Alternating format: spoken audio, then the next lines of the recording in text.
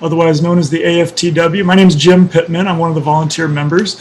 And one of the neat things about this group that makes it very unique is that we really don't have any organized leadership, which sounds like a bad thing, but we've been doing it for many years now, I think 18 years, going along with the idea that if it ain't broke, don't fix it. So we're just a bunch of volunteers that care about flight training safety, and we're here to help spread good information and make recommendations. So with that, we do have an agenda to follow that follows kind of a format where we'll go through airspace, airports, and training updates and concerns. We will keep this to 1 hour, like it or not. Hopefully we don't have to rush through anything too much. We used to do these meetings in 2 hours, but we're now scheduled purposefully right before the monthly DPE meeting. So this AFTW meeting is going every other month, and then the DPE meeting starts at 2 o'clock here Arizona time, and everyone here is invited. So I will be sharing the link to that at the end of this meeting. And if you want to keep the fun rolling, you can just jump right onto the live DP meeting that Phil Remmel will be hosting, and we'll keep going. So there's never a good time to do this, so we're just going to do it at the beginning of the meeting. Let me share my screen by sharing some sad news. Those of you that have been in the AFTW for a while remember our good friend Matt Miller, who has been doing fire work flying a King Air for many years now. Unfortunately, he was one of the fatalities in the plane that crashed on Sunday. Let's see, is that the day? So a week ago Sunday, I think. This is an article from AZ Central. Someone, actually it was Ben Wenton, who is also a volunteer at the AFTW. He brought it to our attention. So just to tell you his connection with the AFTW, Matt Miller, chief flight instructor at Falcon Executive for many years, and I think he was actually one of the founding members of the AFTW. Back in 2001, about 20 of us were called into the FSDO, invited into the FSDO to talk about what we could do to organize our efforts. I was there. Something I'm very proud of, to still be involved today, all these years later, and Matt Miller was there that day. So unfortunately, we have lost one of the founding members of the AFTW to a plane crash. Of course, as pilots, especially, not just friends, we always want to know what happened. I think we all have a survival instinct. It's more than curiosity. It's, we want to know what went wrong so that we don't make any same mistake. But of course, it's too early to know what went wrong. In this article, there is something about an eyewitness account of structural failure. They said something about a wing coming off before the impact. So who knows? Hopefully we'll get an accurate NTSB report for that one. But I do not know any of Matt's family, but if anyone here is, obviously send them our condolences. So that's the sad news right out of the gate. It's always tough, especially when it's a friend. So. All right, so to get to our normal agenda, first some housekeeping items. Of course, this is being recorded. If you don't want your smiling face to be shown, that's fine. Go ahead and just leave your camera off. If you're willing to turn your camera on, please do. We'd love to see that smiling face and try to have as much interaction as we can. And this is available for some Wings credit. If you're interested in doing that, you can, the first thing to do is make sure that your name is showing properly on the participants list. So if you, on the Zoom controls, go to participants, edit your name, make sure it has your real name. That is a good thing. And then send an email to Craig Tompkins. Craig, if you don't mind dropping your work email into the chat there for anyone that wants Wings credit. I think we've decided that's the easiest way. Let's just send Craig a quick email. Craig, thank you for hosting this as our FA representative and FAST team manager. Is that the right title? And doing all that hard work for us. So we do want to try to stay on topic as much as possible. So please refrain from doing side conversations in the chat. But if you do have things you'd like to bring up, either unmute and just interrupt me. That's fine. If it gets a little crazy, sometimes it's easier to just drop a note in the chat.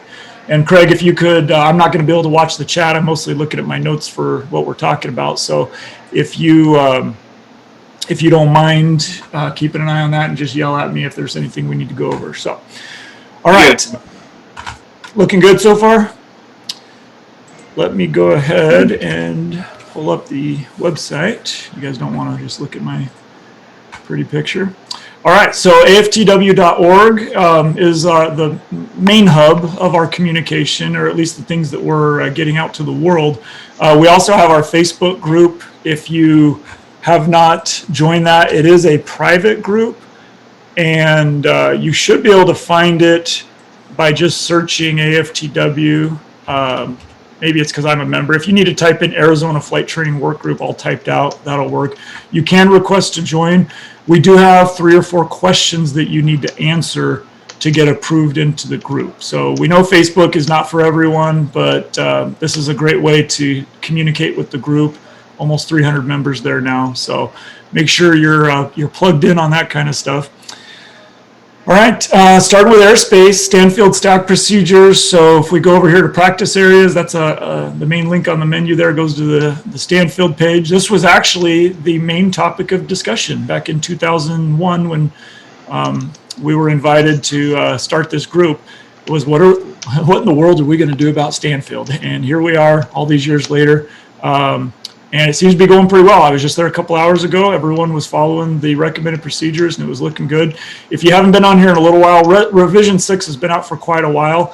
The latest thing I changed, I think I announced this last month, but I basically put it into a PDF file so that, now why did it come up as the PowerPoint? That might just be the file name. It should work a lot better on a mobile device. So that's weird. That should have opened in a different window. I might have to look at that again. So if you're having any trouble getting to it, let me know. We did have some recommendations come through our web contact page. In fact, let me just pull this over. These are the bullet points. Not really recommending any procedural changes. It's more of just tightening up, cleaning it up. Stacy, if you could unmute, did you have a chance to go through and look at that? Did it all sound like they were good things we're going to do? Any questions we need to run by the group? I didn't see anything that we need to run by the group. Okay. I didn't go into detail on every one of them, but no, I didn't see anything. Okay. Like I said, mostly just cleaning up the document. So Right. I didn't write down the person who sent that, but you know who you are, and thank you. So there's also a project for recommended procedures for instrument approaches around Phoenix. This has been an ongoing one. We had a handful of people during COVID that really jumped in and helped with this. And let me go ahead and copy that link. I can throw it in the chat. And sorry, I should have that ready. I could just do it from here. It's anyone who has the link is able to see it. So it is still a work in progress. I have not been able to devote much time to it recently, and we're looking for more people to help. So basically anyone who, you don't even have to be an instrument instructor, just someone who's familiar with practice instrument approaches around the Phoenix area. We do have AVQ, Marana, listed in here right now. I'm thinking that this is just me, okay? This is a group effort, so we're open to input, but we may cut that out and just keep this one focused on the immediate Phoenix area, just because the document is getting lengthy. But then we can maybe have a Southern Arizona version. But the idea is basically to give flight instructors and pilots, especially instructors who come from out of town or DPs that come from out of town, and these are just links down to what we have down here, information about recommended procedures, things to watch out for, tips and tricks, that kind of stuff for every practice approach. I think it's going to be a useful resource. Anyone who's here that is willing to help with that, just send me a note, and let me just drop my email in the chat. There you go. Drop me an email if you'd like to help with this project. We'd love to have some more eyes on it and fingers to type and go through. And we've got a lot of it done. I'd say it's 75 to 80% done. So we just need to, these ones that are not blue need to be written and go through and clean it up, a little bit of formatting, and we should get a draft out there. So that's an ongoing project. appreciate those who have helped on it. And let's see. Lee, would you like to jump in and give us a quick update on what's happening with the practice area frequencies, or if Carrie made it between the two of you? I know so ASAG has been very helpful and volunteered to, that's the Arizona or Aviation Safety Advisory Group of Arizona, known as ASAG, helping get us some new frequencies. Instead of just using the 122.75, which is the air-to-air frequency everywhere, and 122.85, which is kind of a pseudo-air frequency that we've been using in the southeast and southwest. What we'd like to do is have 4 different frequencies. So, Lee, are you able to give us a quick update on that? Yes. Sydney Bradfield from the FAA Spectrum office has been working with the FCC, and they have offered us to apply for waivers for 2 different frequencies. We're seeking 4. Just so to avoid the bootleg situation and already congested frequencies. So that is the phase we are at right now. We have 2 to apply for waivers, and we hope to get 2 more.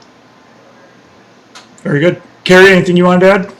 Yeah, I have sent around a notional division of how we'll divide the 4 frequencies. Essentially, it'll stay as it is, a north and a south side for right through the middle of Sky Harbor for the north side, and for the south side to the south of Sky Harbor, and then dividing those north and south. The north side will be divided along I-17 to the west and to the east, and for the south practice area to be along I-10 to the east and to the west. And then the Rainbow Valley frequency will remain as is, and then the practice frequency that is way out west that Lufthansa uses for their German military frequency will remain as is as well, and that's on the west side of the white tanks. The feedback that I got from Brent and everybody else was that they were happy with those divisions. And I broke them down into coordinates because that's what we need to provide the FAA and the FCC our specific coordinates. Of course, how far west and east we go with that is a factor of having to have boundaries for the FCC and the FAA. But essentially, when it got into the higher terrain, in the Mazatzals or into the Superstitions, or even with about Wickenburg to the west and the white tanks to the south, that was the boundaries of the east and the west area for the practice areas, and everybody seemed happy with those. So that's what we're going to go with. Very good. Well, appreciate all you guys' hard work on that. And we thank SWOG for being introducing us to Mr. Bradfield and being the pattern for our work. And that stands for Southern California, what is it, Airspace Working Group? Users Working Group, yes. Users Working Group, yep. We appreciate you guys. Do we have someone here today? I didn't see the list. Mike Jesh, I think, is here. Yeah, Mike's here. How you doing, Mike? There you are. Always welcome. Appreciate your Mike. input. Thank you. Hey, Carrie, I can't Stacy complain. here. Go ahead, Stacy. Carrie, could you send me what you guys got going on? Because then if we have to do the charting changes to the frequencies or to the practice areas, I'll have to work on that. You bet. And of course, we would do that in coordination with everybody, with AFTW, once we do get approval for those frequencies. And we'll have to determine how we're going to allocate those 4 frequencies among the 4 sectors of the practice areas. Yep. So Stay I'll send you the update on the coordinates, Stacy. Okay, thank you very much. You're welcome. And keep in mind, I mean, these are radio frequencies. They're not, hard lines drawn on the ground. I mean, we have to give them specifics for the approval, but if we shifted a couple miles either way, it's not going to be life and death. So, all right. Well, thank you again. Anything else related to airspace before I move on to airports? Go back to my share here. I always lose my Zoom controls. Where did they go? I think Paul had a question in the chat about getting frequencies on charts. Go for it. You want to read it, Brent? Are you seeing it? I'm still trying. I'm still finding my share button. I've been having technical difficulties like crazy, which is All why right, it's. now I got it here. Paul, what is the status of getting frequencies published on sectional like Denver area? Has anyone been working on that, Carrie, to actually have our practice areas on the sectional chart? No, we were just busy trying to get the frequencies. Yeah. Maybe as a secondary, then we could look at, once we decide how we'd like to allocate them. Yes, That's Paul, good. thank you for the reminder. I think we brought that up at a previous meeting, and we're just kind of one step at a time. So, good question. All right, so you guys. Did someone say that's the Denver area? Because then I'll take a look to see how they're doing it. Sure. Yeah, Okay. it's. They I think also- it's the Denver sectional. Yeah, they also do it for LA or Southern California has frequencies posted in various places as well. All right. And just a note that those are generally on the TAC chart, not the sectional chart. Right. Hey, anything would be better than nothing. So, all right. Let's see. Alex said, "Hi, Alex. Glad you made it." He said, "Had anyone heard of jump operations entitled Area 51? We have had airmen over practice area claiming it's active. Can this be added to the reporting points or diagram?" I had not heard about Area 51. Yeah, that sounds funny. We've just had airmen reporting. I think it's the jump pilots themselves are saying, "Yeah, Area 51's active," and I just was wondering if anyone here has ever heard of that or. Alex, this is Kerry. Terry. I was, one of the times I was coming back with Jim Anderson from Marana, we were down there doing that.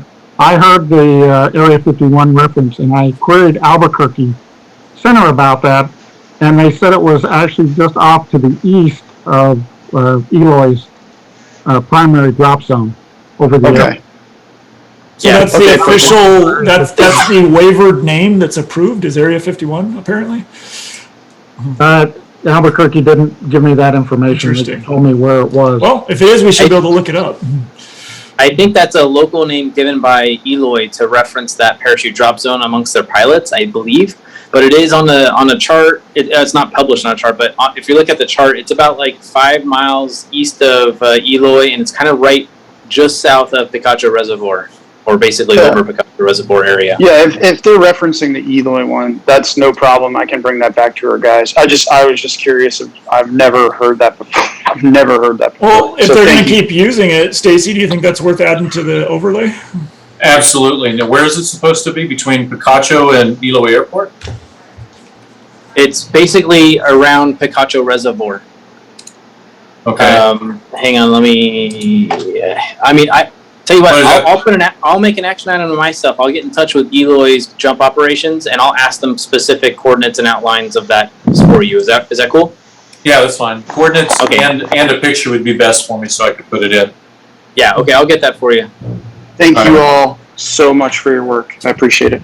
Hey, you're welcome. Thank you. All right, then. Now, anything else for airspace before we move on to airports? Okay, moving right along. So now I will share my screen. And nothing new unless Lee wants to share something. But since this is still relatively new in the last few months, I wanted to remind everyone and let our newcomers know that we do have a dedicated page for the Marana Airport because there's so much going on down there. And I can tell you just from the check rides that I do as a DPE, I still see a lot of cross countries, a lot of student solos to AVQ. We're not telling you you're not allowed to, okay? It's a public airport. The AFTW just wants to make sure that all the flight schools and flight instructors understand the risks that are associated with sending students on solos to Marana. Pretty much any time of day, any day of the week. So there's a lot of good reasons to use it for cross countries from the Valley. There's also a lot of reasons to be careful. Please just make sure you're educated, go through this information, and that's all we're asking. So, and anything else you want to add to that, Lee? I just posted a link, yes, thanks Jim, for Marana, their website, and when you click on noise abatement, there's a second website, and if you click on for pilots, actually I think it might be the same for residents, but when you click on for pilots, you get a nice document with pilot procedures also. Nice. My internet's being slow, but I'll copy that and I'll add it to the minutes. There you go. All right. It's probably just a big file. Okay. Nice. Yeah, it looks like a lot of graphics. Mhm. So great. Should we add this to the webpage? That'd be great. I Thank can do that. No promises on when I'll get it done, but I promise you'll get your money's worth out of me. Thank you. Okay. Good. Anything else on Marana? You probably all already know Barbara Hempel is the new manager. She started June 21st. And Right. I plan to invite her to the ASAG meeting in August. Very good. All right, moving on to Casa Grande, and we'll be able to go through any other airports you guys want to talk about. So make a mental note if you have airport around Arizona you'd like to talk about. So I don't want to spend a lot of time on this because we don't have a lot of time, but those of you who are on our private Facebook group saw there was a little bit of discussion there. Basically, we were kind of surprised by AOPA taking a stand for the skydive operation at Casa Grande in way of saying that the FAA is doing something wrong by making them be at the site 3 miles away instead of letting them be on the airport. You guys remember a few years ago, the AFTW was heavily involved working with our local FSDO, working with, I think it's called Skydive Phoenix, if I remember right, as the actual company. And we thought that it was, we were all in agreement that the drop zone a few miles north of Casa Grande was the compromise, basically, that everyone was happy with. And now apparently there's a lawsuit claiming that the FAA should have done this differently and should have let them have the drop zone right at the airport, which you guys remember was right in the middle of the missed approach procedure from all of the runway 5 approaches. Basically, it was right on the 2-3 approach end of the runway was the drop zone, just over to the southeast, which, you know, as you start that right turn, you would go right through the drop zone on the missed approach. So, of course, that's a safety concern. We don't have a lot of news right now other than just to bring this to your attention. ASAG, again, Cary Grant and his team have volunteered. They're digging into this to see if there's anything we can do to make sure that the court is aware of the safety concerns. I contacted AOPA myself, heard back from them. They're just focused on the procedural side of the steps the FAA supposedly did or did not take in that whole thing. And they're not even commenting on the safety aspects, which I think is unfortunate, but that's where we come in. So as the AFTW and ASAG and just concerned pilots, we want to make sure that the decision makers know that we are very concerned about there being a drop zone right in the middle of the missed approach procedure at Casa Grande. So anything else you want to add to that, Cary? This is Jim Tim. Go ahead, Yeah, Jim. Jim. Do you have the amicus that AOPA prepared? If you're asking me, I don't have anything else. Cary said he was going to send me some stuff, but I haven't had a chance to look at it yet. It has been prepared, but it really hasn't been publicly released, but there is a copy of it wandering around. And I was just wondering if someone had a copy. Oh, okay. Not yet. Thank you. All right. Anything else, Cary, on that topic? I may have it. I need to look through the documents that Justine from AOPA Legal Services sent me. And I'll send you everything that I've got, and Jim, I'll forward you with those as well. Okay. And I believe the skydive operation was skydive out of California. I'll go ahead and drop this link for anyone that's not in our Facebook group. You can grab it from the chat, read the article. They've also, I heard it on AOPA Live a couple weeks ago. They mentioned this story, and I heard it just today. I listened to their little AOPA weekly news update, and they mentioned it again. So AOPA is still talking about it. So not much else to say about that, unless, Craig, do you have any insights from the FAA's point of view? Anything that would be interesting to this group? No, nothing new. Okay. And Squawk is very concerned that the ramifications that might, from a precedent, might harm the livelihood of airports there. It might be used as a tool to get rid of airports. But for us, the safety factor and the agreement of why it is like it is so important. Yes, indeed. And that's ASAG's position is, well, I think that's going to be ASAG's position, is that we are really concerned about the safety aspects of this. Yeah. And I just had a phone call with Bill Durner from NBAA just before the AFTW meeting, and of course they're interested in the precedence of being able to kick off anybody off the airport, but ASAG does not share their concern. All right. Anyone else have any comments on the issue there? Again, we don't have a lot of information yet. Just wanted to let you know that we're watching it, we're concerned, and we will keep you guys updated. All right, so I'm going to try a little magic here, see if I can share my iPad since I had it sitting here. So I noticed a couple NOTAMs on the topic of Casa Grande. Want to make sure you guys are watching your NOTAMs. We can just look at this together real quick. ILS glide path out of service. I thought with an ILS it was a glide slope, not a glide path. Oh well. Let's see, the 15th. And ForeFlight here is converting it to local time. So 7:30 in the morning to 1:30 in the afternoon. Think that might affect some people.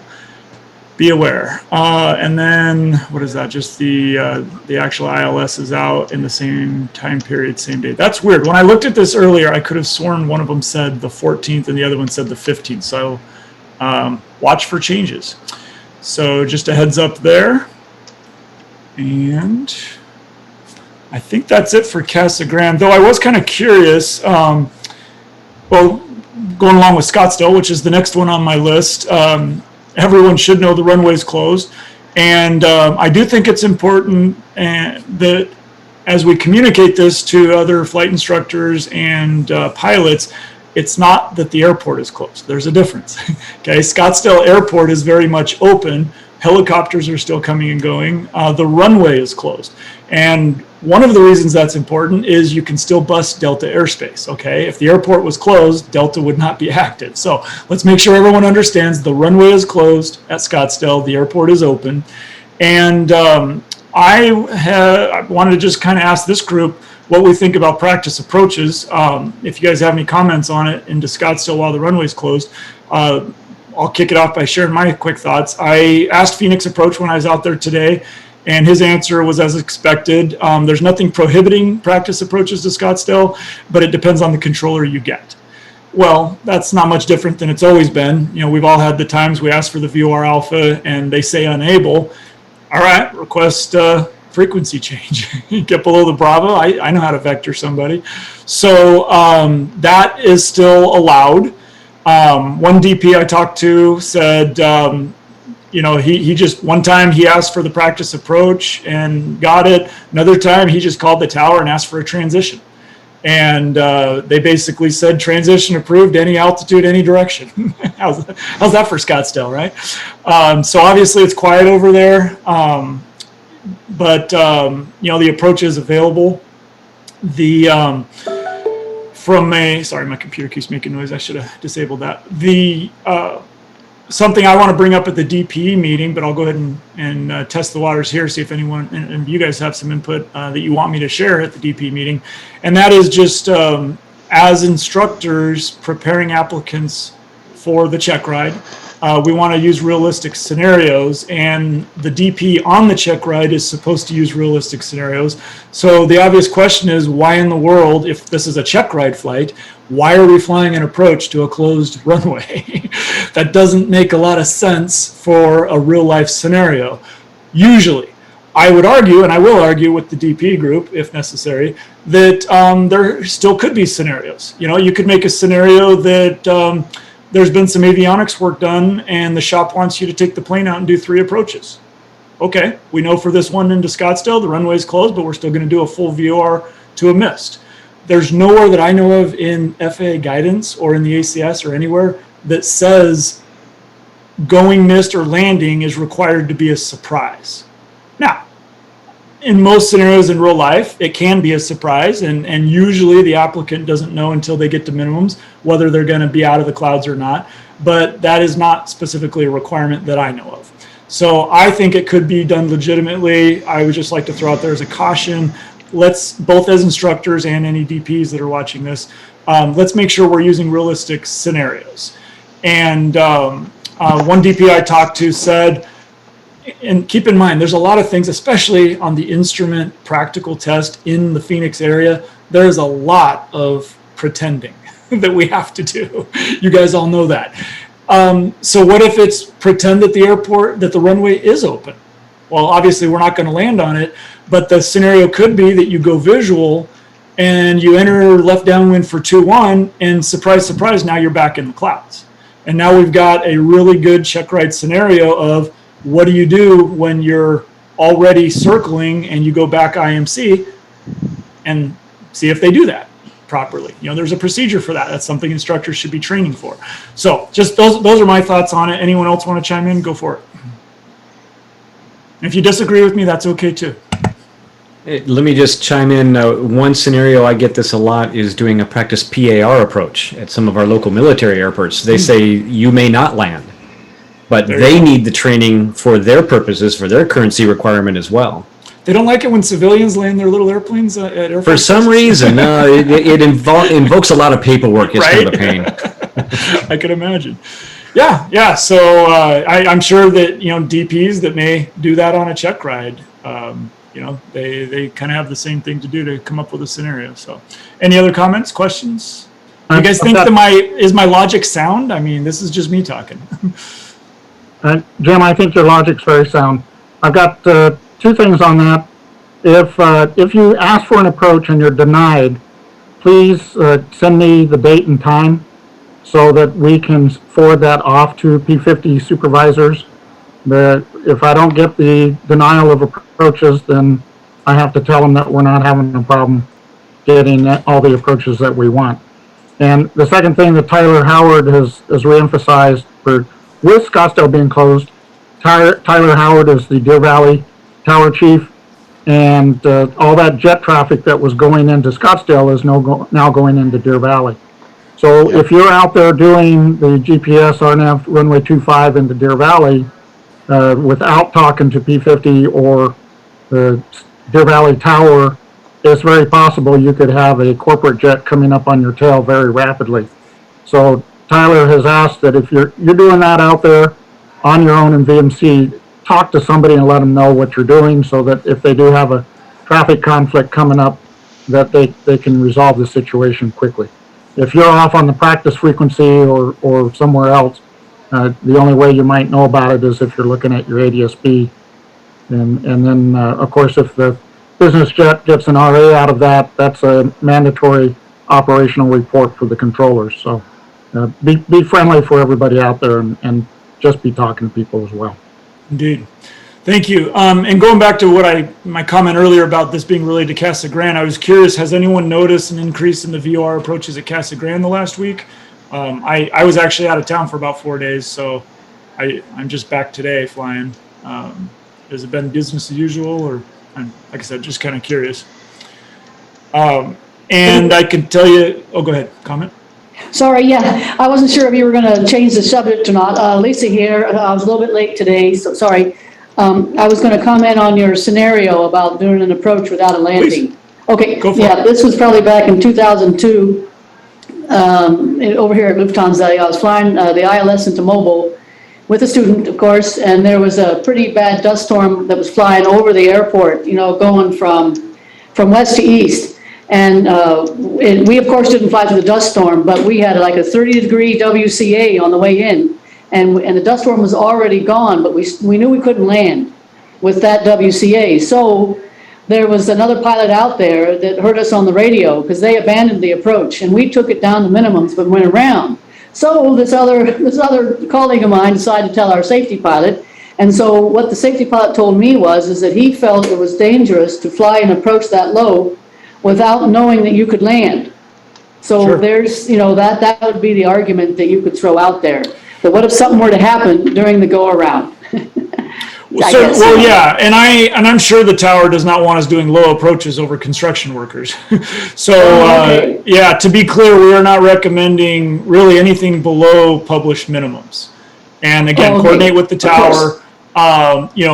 Maybe a start of a turn from downwind to base, and then you're back in the clouds, or here's a dust storm or whatever. But with any of those, the scenario would have to start by saying to the applicant or the student, we're simulating that, that NOTAM you saw about the runway being closed, we're simulating that's not true, and Wow. that can be done, but again, we just want to keep it realistic, especially on a check ride is the main point. But obviously safety is paramount there. So thank you. That's a great example. Absolutely.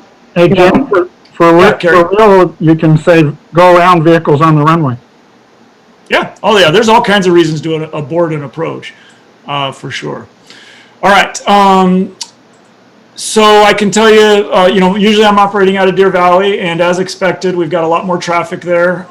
There was a great discussion at the last, I don't even remember what meeting that was, where we had the tower manager there explaining, or the tower actually talking about the increase of traffic they're expecting. And I don't know that it's as much as they expected, but there's certainly more IFR traffic, especially jets, small, medium size, coming in and out of Deer Valley.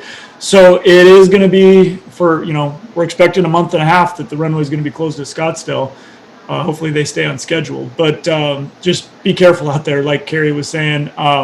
And we don't have a lot of info, but I'll go ahead and throw this out there as an example. I was on frequency and heard an IFR jet, I think it was a Citation, that was cleared for the visual, was on with Deer Valley Tower, and the tower was paying attention, like, Citation so-and-so, are you lined up at Scottsdale? And the pilot's like, oh, whoops, yep, all right. And it got kind of interesting there for a couple minutes. I looked at my ADSB, I was in the pattern at Deer Valley, and I could see this guy basically on a 4-mile final to 2-1 at Scottsdale. So, we've talked about wrong surface landings before. How about wrong airport there? So the guy was obviously embarrassed. He did call the tower. I talked to one of the tower guys later that day, and all the paperwork, they were like right on it, filed all the reports and everything that the pilot called, and whatever's going to happen there is up to the feds. But the point is, watch out for all the stuff we teach about expectation bias and those kinds of things. Basically, that's what the tower guy told me is this guy's been going in and out of Scottsdale for years. He knew he was heading to Deer Valley today, but you just habit takes over at a certain point, and here he comes into Scottsdale just like he always does. So luckily the tower caught it. That could have been exciting for the construction workers, I'm sure. So all right, good reminders all around there with the changes. All right, so those are the airports that I wanted to talk about. Let's open it up for any other airports you guys want to talk about, or any other items at those airports. Just go ahead and unmute and chime in. Jim, Stacy, Howard has told me that the tower visits are back open again. Ooh, that's good news. I had not heard that. Yeah, if you want to get back up there, contact at least at Deer Valley. Yes. Yeah, just look up the phone number in the AFD and give them a call and schedule. That'd be great. Very valuable. All right. Let's see. Anybody else? All right, we got 20 minutes to go. We're doing well. So training updates, I'm going to go ahead and move on to, if you're in the Facebook group, you had a chance to look at the letter that I drafted about getting clarification from the FAA on what counts as 3 different kinds of approaches for the cross country on the instrument. That letter has been mailed.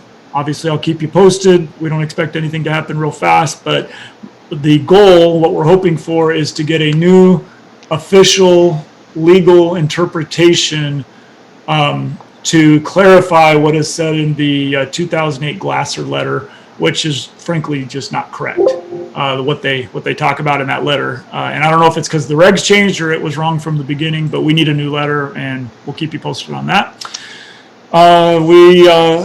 Most of you probably got the email or heard through the grapevine, but just so the rest of you know, we've had reports of low-flying aircraft in the Northwest practice area, over the North Proving Ground specifically. There's been an official complaint filed with the attorneys of the North Proving Grounds to the FAA, or from the attorneys, I should say. Very low aircraft. There's even been reports of touch and goes on the racetrack. Personally, I find that hard to believe. Okay, and I was a chief flight instructor for a long time, and I saw a lot of crazy stuff. But it may or may not be true. The reason I'm doubting it is I think, from what it may look like to an observer on the surface, looking across the test track, there's a difference between getting really, really low and actually touching down. I hope that none of our pilots are doing touch and goes on the North Test Track. But just so you know, that's what their attorneys are claiming. We shouldn't be getting anywhere near that low. 500 feet should be the lowest we ever go anywhere, right? So talk to your folks, make sure your instructors aren't going below 500 feet anywhere, and specifically for the North Test Track, in the Northwest practice area, we have a couple of North Test Tracks. We're talking about the Northwest practice area, North Test Track. Avoid that whole area for ground reference maneuvers. We just need to give them the space that they are asking for. The AFTW is asking. We know there's not a lot of really good places for ground reference maneuvers, but it's just not worth the hassle of making them upset. So, Stacy, I think what we need to do, what I'm proposing to the AFTW, is that we do like we did for Rio Verde Community, and just use the same color shading and over the North Test Track in the Northwest practice area, and just avoid any ground reference in this area. So Will do. hopefully we don't all go to the South Test Track and make their lawyers mad. So it's tough. They're building more and more communities out there. So it's really tough to find a good place to actually do S-turns over a road that's long enough that you can get more than 2 turns. So I feel your pain, guys. All these people coming in our practice area. It was a lot easier 20 years ago. All you youngins. All right, let's see. Craig, anything else you want to add on that? Does that pretty much cover it? No, I think you pretty much hit it, Jim. Just a reminder that, right. They've got some sort of an employee that's an observer out there that has been instructed to record any data and then go to Flight Radar 24 and try to, come up with the approximate altitude. So, there's going to be somebody there. So you're not going to get away with it. And keep in mind that, we all know that depending on the altimeter setting, Flight Radar 24 and any ADSB is showing your pressure altitude. So depending on the altimeter setting, it could be 200 or 300 feet off easily. So they might just be looking at those numbers and saying, oh, well, this guy on this day obviously did a touch and go because he came all the way down to ground level, when in reality he was 300 feet AGL. So the lawyers never understand aviation. Let's just not even give them any bait or anything to chew on. So, all right. Thank you on that, Craig. Go ahead. One second. Yeah. Was that the North Proving Grounds in the Northwest area? Affirmative. Inside the alert area? Affirmative. Yep. Okay. Yep. Will do. You would think that would already warn them away. Well, Luke is great, actually. Being in the alert area and being in the SATR, we do that every day, and Luke helps with traffic advisories, and that's really a non-issue. Luke is wonderful. It's the folks on the ground, with whatever their secret test projects are. They don't want us getting close, because we're all spies. Jim, I can share my screen with the email that Craig sent for everybody to see that. I don't think that's necessary, thank you, but I think I hit the highlights. Let's go ahead and keep moving, but thank you. So my next bullet item was actually what Carrie already mentioned about getting data about any approaches that are denied. So I put that in the chat, up a few messages. If please keep that handy, especially those of you who are managers at flight schools. If you could designate a point of contact to gather the data, we would like to know the time and date and which approach. Anytime that Phoenix or Luke or any controlling agency says unable or not right now, or basically they're just not going to let you do an approach with their help, we're trying to collect data for that. So email to Kerry Grant. His email's in the chat. All right. Hey Jim, are your chats going to everybody? Because I don't see them in the chats. Oh, did I? You know what? I wonder why it did that. Thank you for asking. U.S. pilot. Was that Phil? He was the only one getting my text. So what all did I send? Thank you.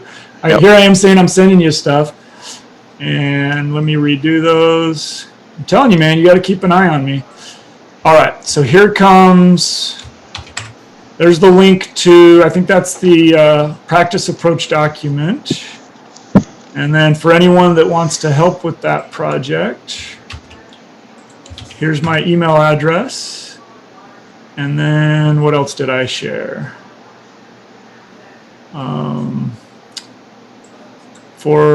Here it is. All right. Well, it just wouldn't be a normal meeting if I didn't screw something up. All right. So there's Carrie's email for anything for the practice approaches that are denied.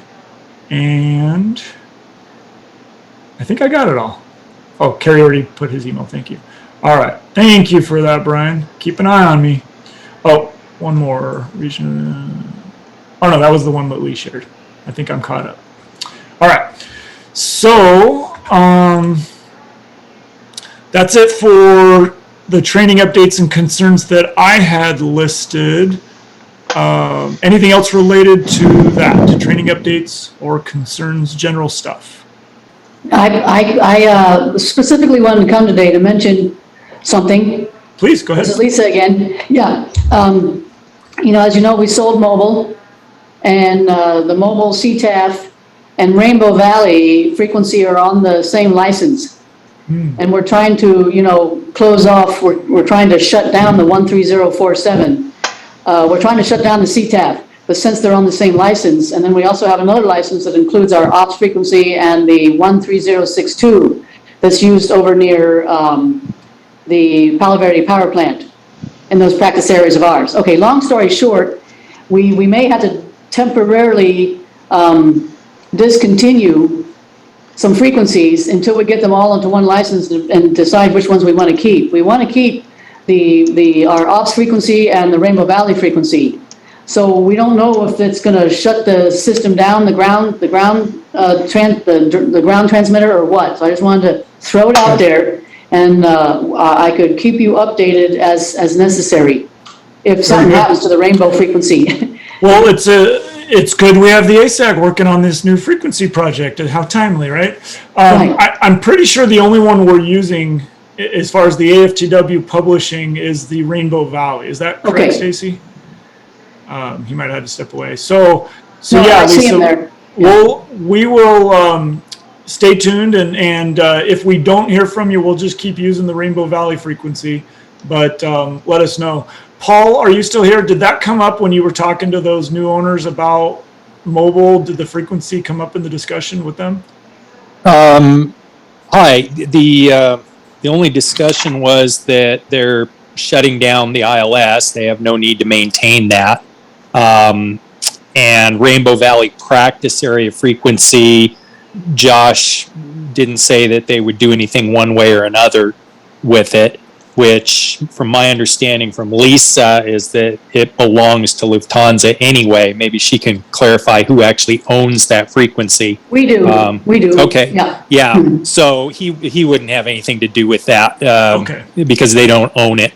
Gotcha. However, if you can just keep us all appraised over in the West Valley, because the frequency is used by Glendale and Goodyear flight schools. Absolutely. We want to keep that frequency. It's a wonderful place to do air work. It's much more quiet than the Southwest Valley. I will. Indeed. Thank you. Yes, you're welcome. I think everywhere on the planet is more quiet than the Southwest Valley. Southwest, Southeast. I was also going to tell you that this practice area that we call Training Area Hotel over near Eagle Tail, if anybody knows where that is, training area, we call it our Training Area Hotel. And it's over near this mountain, the Saddle Mountain Reserve.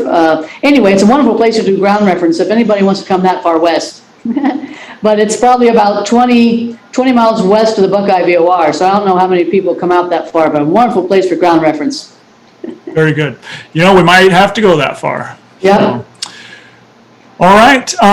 Do we have a new attendee today? I'm going to go ahead and just call you out. Is Grant Lachat here from National Weather Service? Did you make it today, Grant? If not, that's okay, but go ahead and unmute and chime in if you made it. So Larry, who has been an attendee at these meetings in the past, he's one of the managers at the National Weather Service Phoenix office, and Grant is their one of their new student forecasters.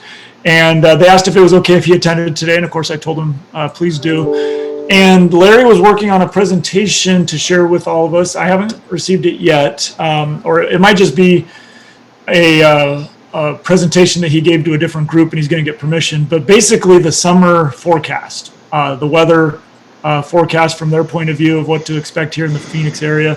So stay tuned for that. I just wanted to see if we had Grant here today, but it looks like he didn't make it, and that's okay.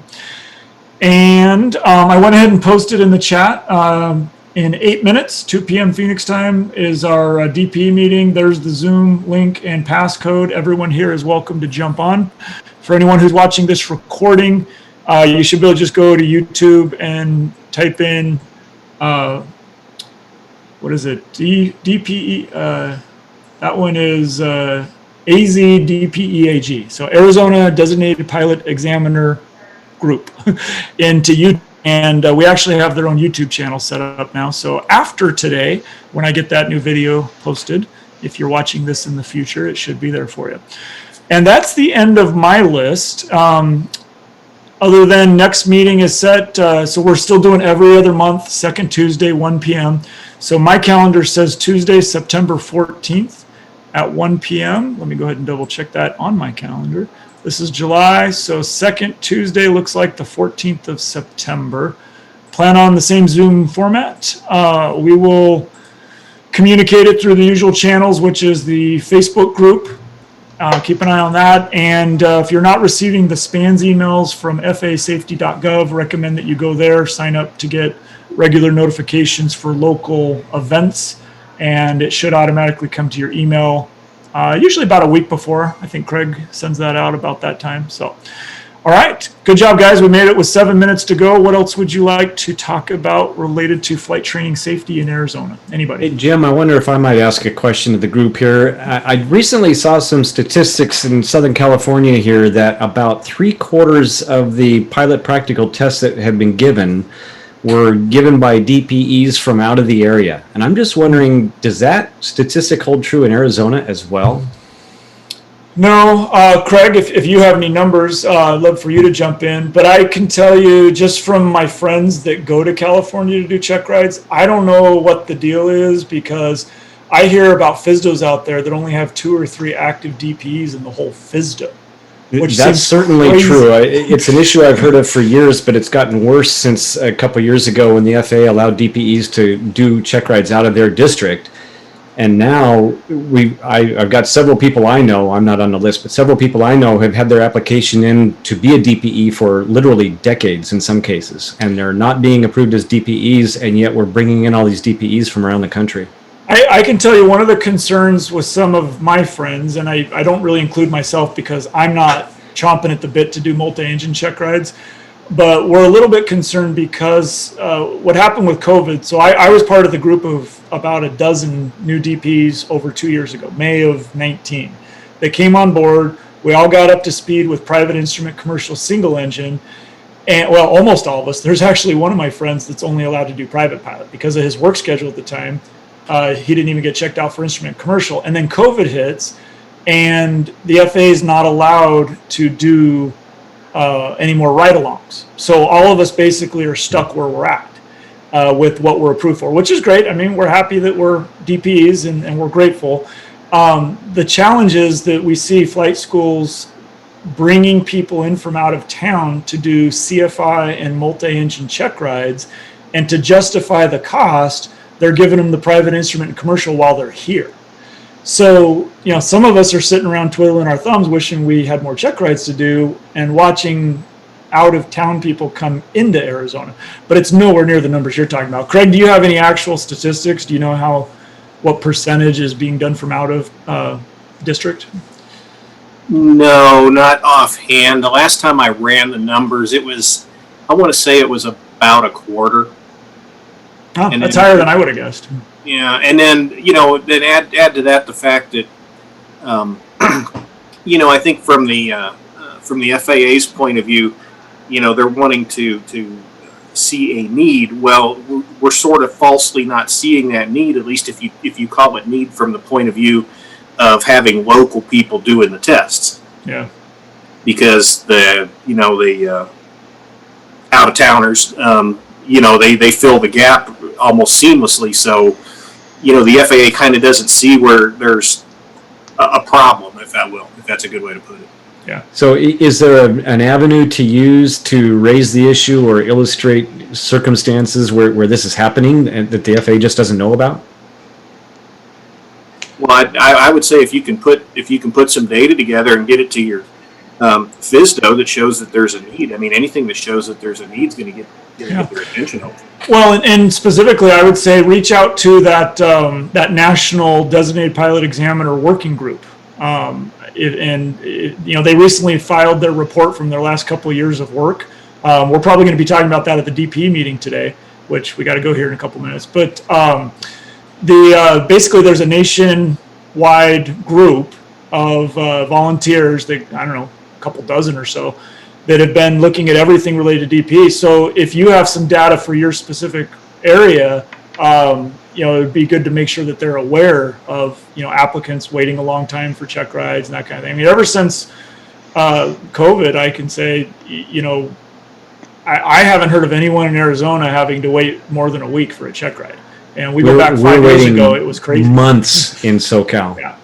Yeah, it was a couple month wait going back 3, 4, 5 years ago before our new group came on. And so I think we've thanks to Craig and his team, we have solved it for Arizona, but there's still a need, and hence a lot of my friends are it doesn't really work with my schedule, but a lot of my friends are traveling out to California, and that's tough because it gets discontinued for weather, or it's unsatisfactory, and now when can you come back? And traveling to check rides adds a whole layer that is not always consistent with good customer service. Yeah, not to mention the unfamiliarity with the airspace and the terrain and all that. Well, and that's where groups like yours really help. So keep up the great work. So cool. Anything else in our final minute? All right. Oh, yep. Go ahead, Phil. Yeah, this is Phil. There are some instances. I had one student from Kansas City, and he was down here taking his check ride, and there was no DPE for a sport pilot instructor. And we tried to get one here. The one we used from Iowa, that DPE was trying to get it through the Iowa FSDO. He later did, but my student ended up going to Nevada to get DPE for sport pilot instructors. So we don't even have any DPEs for some of the licenses that are necessary. And we can't show a need here if we don't have any check rides going on. Right. Well, you can show a need. That would be an email to Craig. Make sure he has the data and when it happened. And I think that applicant actually reached out to me, and I remember saying, sorry, can't help, because sport pilot is a special one. Right. Yeah. All right. Well, guys, go ahead. One more. We're good. Thank you, everyone, for attending live. Those of you watching the recording, thank you for taking the time to watch it. Brian, thank you for recording. We appreciate everyone's efforts. Craig, thank you again for hosting. And everyone who helps out. Stacy's doing great work keeping those overlays updated. And Lee down there in Southern Arizona. I probably missed someone, but thank you all. We appreciate all your hard work, and be safe out there. We'll talk to you later. Thank you. Thanks, Jim.